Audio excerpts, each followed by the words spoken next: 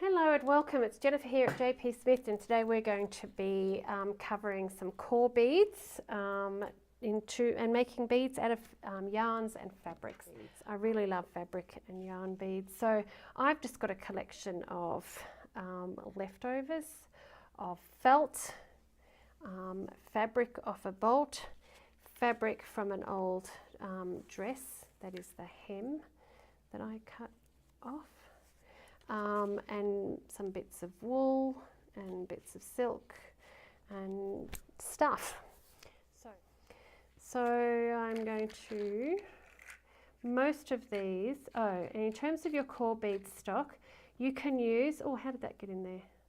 That's a good one. That's one with the letters on, which I love. So I'll make sure that that goes there. Your core bead stash can also include the ones that you made that didn't work so well. Sometimes it's a great idea, you make your bead and it really doesn't, it's not something that you would actually use, which is a little bit sad, but why throw it out? Why not just throw it in with your, what do you call it? Core beads. So I'm going to make sure that the end of this fabric is straight. I'm going to, because I'm a very good girl, I have got a 1/2 inch core bead that I'm going to cover, so therefore I am going to get my pen and my ruler and I'm going to do that. I would normally cut it by hand, but I'm supposed to be showing you how to do this properly. I'm going to make 2 of this design, I think.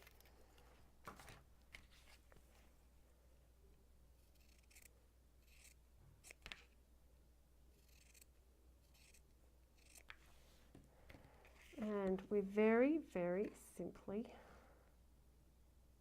in the same way that we cover so many things, we're basically doing a bit of paper mache here, but it's with fabric. Now this could be just the length to go around. It's fallen off, silly me. The length to go around. I'm just doing it for added, I don't know, strength, I guess, and in some ways it will end up being a fatter bead.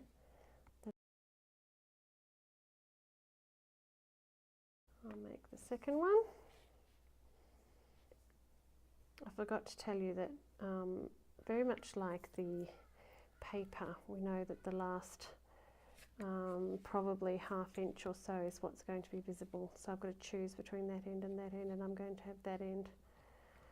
So let me choose another 1/2 inch bead.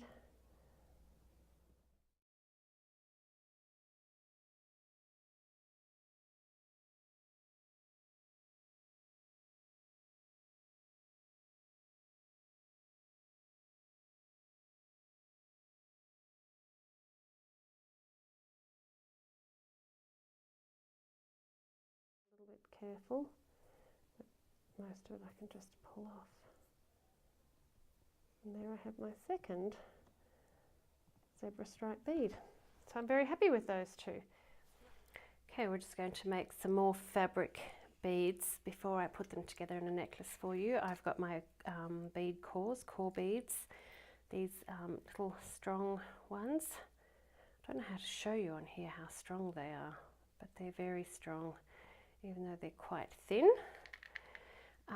And I've got my glue. You can either use the PVA or you can actually use stick glue. So I'm just going to do a couple here using stick glue. Now the only thing is you really need to put a lot of glue on these ones.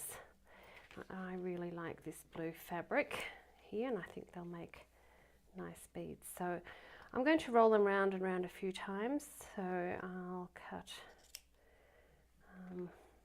this piece of fabric into 3. It does use up quite a lot. You really only need enough to go around once, and it'll cover the bead quite nicely. In fact, that's quite a waste of fabric. Okay, so I'm really putting on a whole lot of glue here. I need it to be very, very goopy.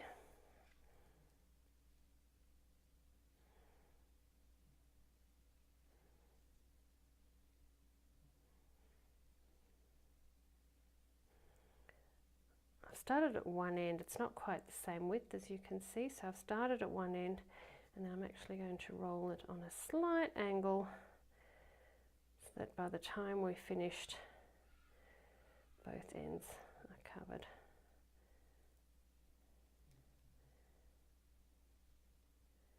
We have a really nice little blue bead there, which I shall varnish along with the others.